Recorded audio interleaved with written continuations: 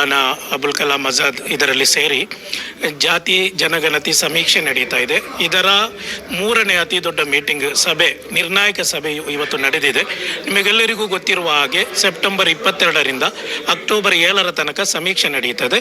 ನಿಮ್ಮೆಲ್ಲ ಮನೆಗಳಿಗೂ ಸಮೀಕ್ಷಾಕಾರರು ಬರ್ತಾರೆ.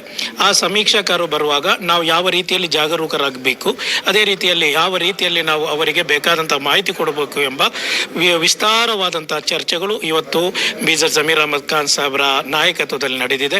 ರಾಜ್ಯದ ಎಲ್ಲ ಉಲಮಾಗಳು, ಅದೇ ರೀತಿಯಲ್ಲಿ ರಾಜಕಾರಣಿಗಳು, ಶೈಕ್ಷಣಿಕ ರಂಗದ ಎಲ್ಲ IAS IPS ರಿಟೈರ್ಡ್ ಆಫೀಸರ್ಗಳು ಎಲ್ಲರೂ ಸೇರಿ ಒಂದು ನಿರ್ಣಾಯಕ ತೀರ್ಮಾನವನ್ನು ಕೈಗೊಂಡಿದ್ದಾರೆ.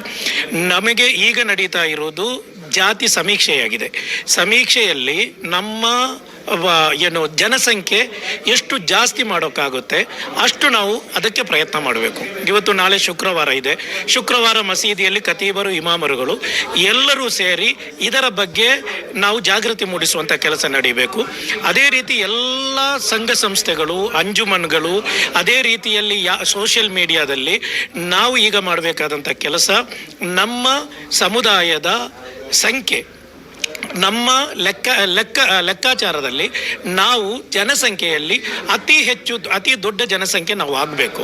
ಆ ಅತಿ ದೊಡ್ಡ ಜನಸಂಖ್ಯೆ ಆಗಬೇಕಾದರೆ ನಾವು ಎಲ್ಲರೂ ಈ ಸಮೀಕ್ಷೆಯಲ್ಲಿ ಪಾಲ್ಗೊಳ್ಬೇಕು. ಮನೆಗೆ ನಮ್ಮ ಸಮೀಕ್ಷಾಕಾರರು ಬರುವಾಗ ಅವರಿಗೆ ಸ್ಪಷ್ಟವಾದ ಮಾಹಿತಿಗಳು ನಾವು ಕೊಡಬೇಕು. ಈಗಾಗಲೇ 60 ಪ್ರಶ್ನೆಗಳ ಒಂದು ಫಾರ್ಮೇಟನ್ನು ಈಗಾಗಲೇ ರೆಡಿ ಮಾಡಿದ್ದಾರೆ ರಾಜ್ಯ ಹಿಂದುಳಿದ ಆಯೋಗದವರು. ಆ ಕಮಿಷನ್ ಮಾಡಿದಂತಹ ಆ 60 ಕ್ವಶನ್ಗಳಿಗೂ ಉತ್ತರ ನೀವು ನೀಡಬೇಕಾಗತ್ತೆ. ಏನು ಸಲೀಸಾದಂತಹ ಕ್ವಶನ್ಗಳಿವೆ, ಯಾವುದೇ ಪ್ರಾಬ್ಲಮ್ ಬರಲ್ಲ, ತೊಂದರೆ ಬರಲ್ಲ. ಇನ್ನು ಒಂದು ವೇಳೆ ನಿಮಗೆ ತೊಂದರೆ ಬಂದರೆ ಆಯಾಯ ಜಮಾತಿನ ಅಲ್ಲಿರುವಂತಹ ಸಮಿತಿಯವರು, ಅಂಜುಮನ್ನವರು, ಉಲಮಾಗಳು ನಿಮಗೆ ಮಾಹಿತಿ ಕೊಡ್ತಾರೆ. ಇನ್ನೂ ಕನ್ಫ್ಯೂಷನ್ ನಿಮಗಿದ್ರೆ ಈಗಾಗಲೇ ರಾಜ್ಯ ಮೈನಾರಿಟಿ ಕಮಿಷನ್ ಚೇರ್ಮನ್ನ ಅಧ್ಯಕ್ಷತೆಯಲ್ಲಿ ಒಂದು ಹೆಲ್ಪ್ ಲೈನ್ ಮಾಡಿದ್ದಾರೆ ನಮ್ಮ ಸಚಿವರು. ಈಗಾಗಲೇ ಅದನ್ನು ಘೋಷಣೆ ಮಾಡಿದ್ದಾರೆ. ಆ ಹೆಲ್ಪ್ ಲೈನ್ಗೆ ನಾಳೆ ನಿಮಗೆ ಸೋಷಿಯಲ್ ಮೀಡಿಯಾ ಮತ್ತು ಪತ್ರಿಕೆಯಲ್ಲಿ ನಿಮಗೆ ಹೆಲ್ಪ್ ಲೈನ್ ನಂಬರ್ ಸಿಗುತ್ತೆ. ಆ ನಂಬರ್ಗೆ ನೀವು ಫೋನ್ ಮಾಡಿದರೆ ನಿಮಗೆ ಎಲ್ಲ ಮಾಹಿತಿಯೂ ಸಿಗುತ್ತೆ.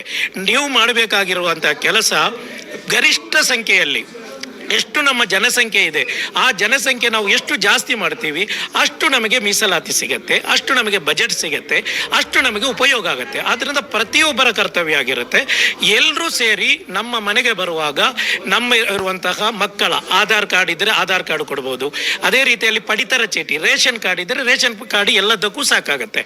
ಇನ್ನು ರೇಷನ್ ಕಾರ್ಡಲ್ಲಿ ನಿಮ್ಮದು ಹೆಸರಿಲ್ಲ ಅಂತ ಹೇಳಿದರೆ ನೀವು ಆಧಾರ್ ಕಾರ್ಡ್ ಕೊಡ್ಬೋದು.